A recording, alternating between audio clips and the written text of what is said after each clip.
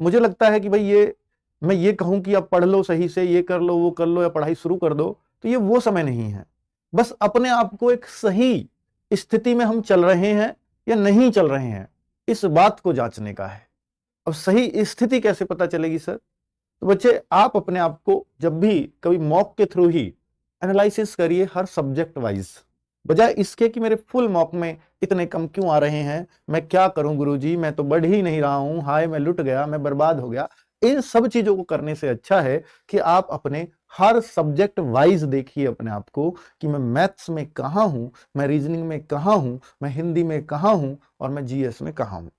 अब आपको ये लगता है कि सर ये सब्जेक्ट तो मेरा बिल्कुल भी पकड़ में नहीं है, ऐसा या तो आपका मैथ्स होगा या आपका जीएस होगा, इनके अलावा तो नहीं हो सकता कोई सब्जेक्ट ऐसा। रीजनिंग और हिंदी में ऐसे कोई भी बच्चा नहीं कहेगा। हिंदी के बजाय जो इंग्लिश लेते हैं, रीजनिंग और इंग्लिश में भी ऐसे कोई बच्चा नहीं कहेगा। सिर्फ यही दो सब्जेक्ट टेंशन देते हैं। पर जो टेंशन नहीं देते, हिंदी और रीजनिंग, क्या वो आप पूरा कर पाते हो या हर टेस्ट में 18+ कर पाते हो? उस पर एनालिसिस करो। सर इन दो का क्या करें? मतलब दो में से एक तो आपको मजबूत रखना ही पड़ेगा। आपकी या तो जीएस बहुत मजबूत हो सकती है या मैथ्स बहुत मजबूत हो सकता है। मोस्टली बच्चे जीएस में थोड़ा सा ये कहते हैं सर इतना बढ़िया नहीं है, मैथ्स अच्छा है। तो आपके 3 सब्जेक्ट फिर अच्छे हो जाते हैं। तो जिनके 3 सब्जेक्ट है, हिंदी 3 सब्जेक्ट अच्छे हैं, मैथ्स रीजनिंग हिंदी, तो हिंदी भाषी जो स्टेट हैं इनमें उम्मीद वही करें अपने सिलेक्शन की। अगर आप गैर हिंदी भाषी स्टेट से हैं तो आपके 2 सब्जेक्ट अगर बहुत स्ट्रांग है, हिंदी और रीजनिंग या इंग्लिश या रीजनिंग जो भी आप कहते हो, 2 सब्जेक्ट स्ट्रांग है, इन दोनों में से एक बिल्कुल भी नहीं है और एक में आप आधा पर्दा कर लेते हो, तो भी आपका सिलेक्शन हो सकता है।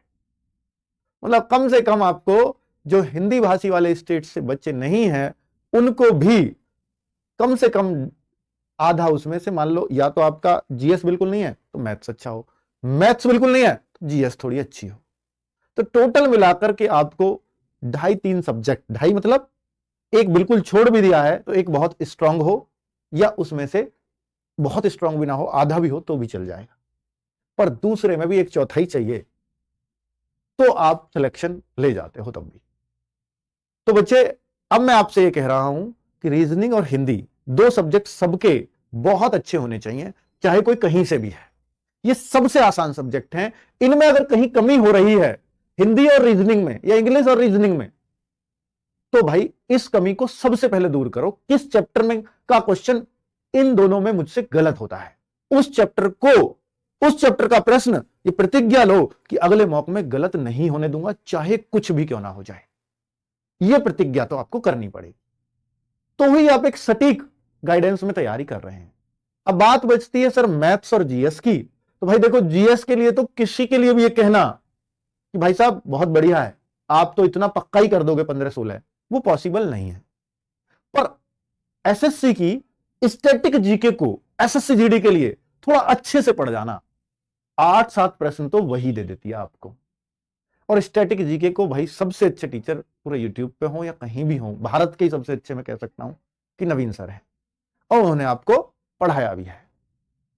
तो आप उनसे पढ़ें तो अपने आप पे थोड़ा सा आश्वस्त रहें और उनके नोट्सों को अच्छे से रिवाइज करें कि स्टैटिक की उनकी बुक भी आती है बच्चों, वो भी पढ़ लेंगे तो सोने पे सुहागा हो जाएगा। फिर आपके जो 8 प्रश्न आए या 10 आए, पहले आधी स्टैटिक जीके भी आ गई थी 20 में से, और ऐसा केवल जीडी में होता है, ना सीजीएल में ना सीएचएसएल में इतना पूछा जाता है, क्योंकि स्टैटिक को सबसे आसान माना गया है और आसान सबसे ज्यादा चीजें जीडी में ही पूछी जाती हैं एसएससी के एग्जाम में, वो आसान मानते हैं इसको। तो आप स्टैटिक को अगर इतना कर लेते हैं, बुक प्लस नवीन सर की, बुक प्लस नवीन सर की क्लास या नोट्स, बुक भी नहीं करते हैं तो नोट्स जरूर कर लीजिए, तो आप 8-10 प्रश्न के लिए एश्योर हो जाते हैं।